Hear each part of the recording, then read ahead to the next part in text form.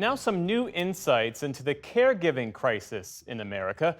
A new report from RAND has found one group is especially struggling: those caring for veterans. Lisa Desjardins has more.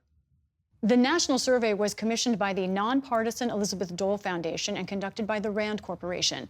They found those caring for military members or veterans are an increasingly large group and stretched increasingly thin. The study estimates more than 14 million Americans are caring for a current or former service member. Even with the Veterans Administration in place, those families spend an average of nearly $9,000 a year out of pocket for care. That as 39% of these caregivers are also raising a child, and those children are helping with at least one caregiving task. Joining me to discuss this is former Secretary of Veterans Affairs and the chairman of the Elizabeth Dole Foundation, Bob McDonald. Now, that figure, 14 million caregivers who have served, that's nearly triple what it was in 2014. It was a shock to us, Lisa. In 2011, actually, the research began. That original study found 5.5 million caregivers. But the way we asked the question was, it was a very simple, single question: are you a caregiver?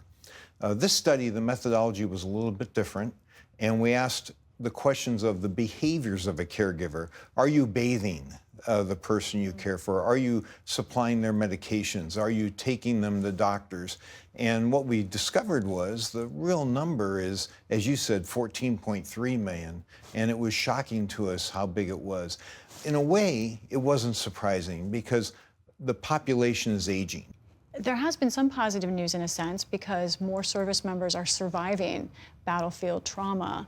But what does that mean on the other end in terms of the mental and physiological care that they need? Well, that's exactly a great point. You're 10 times more likely to survive the battlefield today than in previous wars.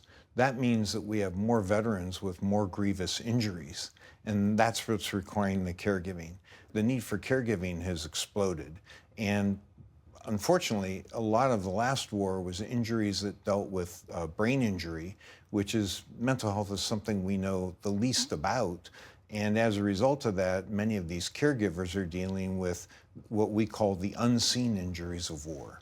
Your survey found that many of these families are hitting points of physical and financial exhaustion. I want to hear from one of these caregivers. This is Tracy Brown, whose father was in the Air Force and now has dementia.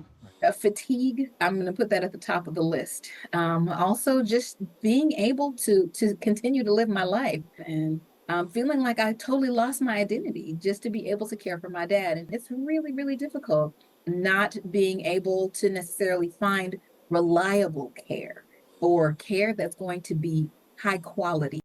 So many of us are thinking about and giving care right now.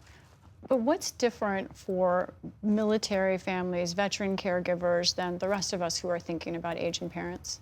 Well, many of the people coming through the military who are now needing caregiving have relatively low incomes. Roughly, the RAND study found 130% of the poverty line qualifying for food stamps, or SNAP as we call it, needing financial help. What about government resources? And I know that the study found it was about 35%, I think, of these caregivers, military and veterans, that are at 130% or below in poverty level. Right. Government resources, are there enough, or is it just people aren't connected enough? It's a trend. When I became secretary in 2014, it was just at the point where Senator Dole and I worked together. We got some legislation passed that provided a stipend to the caregivers. Over time, more and more benefits have been added, such as mental health care for the caregiver. But there's a bill right now that's gone through committee. It's in Congress. It's ready to be passed. The other part of that question, the tough angle, is that we do have a national debt problem. We have a deficit problem. Veteran care is expensive. We don't care on the front end, we don't prevent, we sort of care on the other end. What would you say to those who say they're concerned about the rise in veterans' costs, even as we're clearly not addressing all of it? I would argue that on the backs of veterans and veterans' families is probably not the place I would start. We need to take care of our veterans. we're doing everything we can to try to figure out how to make this financially viable. I think, at the Elizabeth Dole Foundation, we use corporate, private, public partnerships. We work with the VA, we work with companies that want to help. And as a result, I think the monetary part of it should not be as big of an issue. Bob McDonald, thank you for an illuminating report. Thank you, Lisa. It's been a pleasure to be with you.